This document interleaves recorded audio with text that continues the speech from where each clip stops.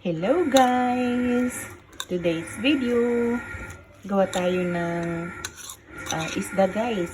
Itong hiniwa-hiwa ko ng maliliit na ito guys, ilalagay natin ito sa ilalim ng isdang ito guys. So ito ang ipapalaman natin dito sa ating isda at i-bake natin siya guys.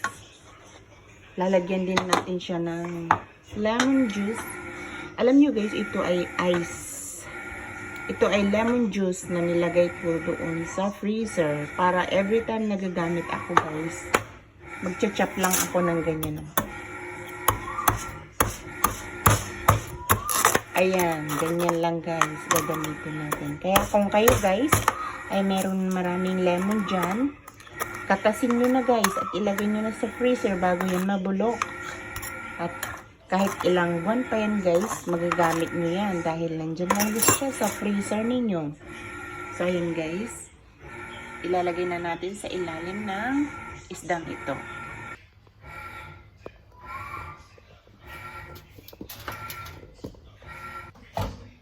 So ito ngayon guys, ilalagay natin ito sa ilalim ng isda. Ipapalaman natin siya guys.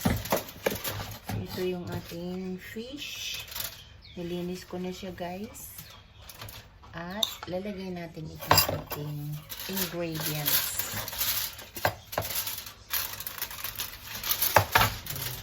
Ay, yun na nga.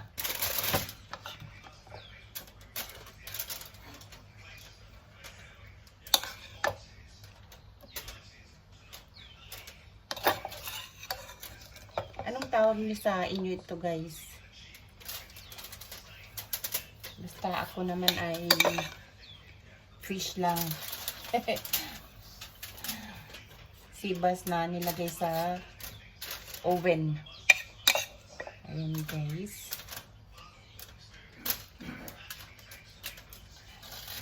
Ayan. Ito nga pala guys ay nilagyan ko siya ng patis at saka yung seasoning at saka konting asin para may laman siya guys. At dahil sobra siya, ilalagay na lang natin dito sa kanya. Sobrang sa kanyang ano guys, labas. Hindi kasya sa loob.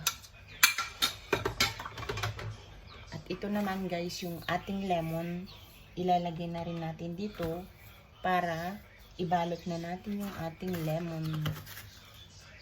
Yan guys. Ganyan lang siya guys. At lalagyan lang natin siya ng konting asin. Ayan. Para masarap guys. Kasi may asin na itong flavor natin. At tama lang naman siya.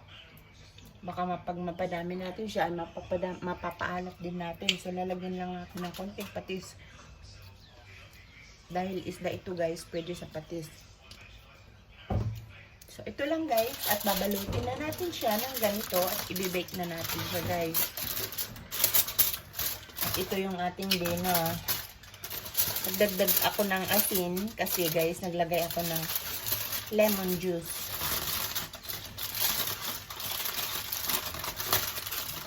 So, ayun siya guys. Huwag na natin masyadong pigpitan. Kasi titignan natin mamaya kapag luto na siya.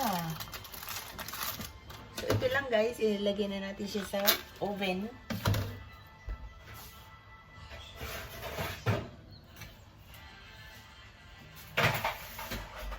Hello guys! Ito na yung ating fish. And guys, niluto lang natin siya sa oven. So, niluto ko na siya at luto na siya guys. Oh, sarap! Ayan guys, itry natin yung kanyang lasa. Pakasarap guys. Ay naku, grabe. Ang sarap. Tama yung asim niya guys. Ito yung aming dinner. Ayan na guys. Yung ating isda na niluto natin sa oven.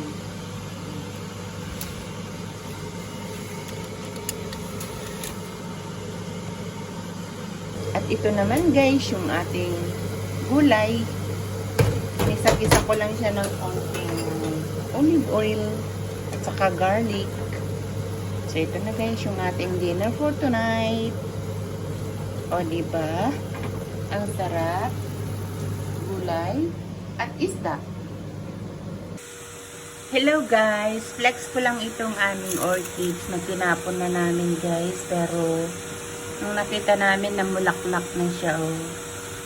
Parang tao din guys, na kapag walang-wala na, parang mamamatay na is, hindi ka papansinin, itatapon ka. Tapos, may gagawin pala si Lord sa'yo na magbo-bloom ka. Ayan, parang si orchids lang guys, oh. Halos mamatay-matay na siya. Ngayon, nagbulaklak siya, oh guys. Ito naman yung ating plants na iba.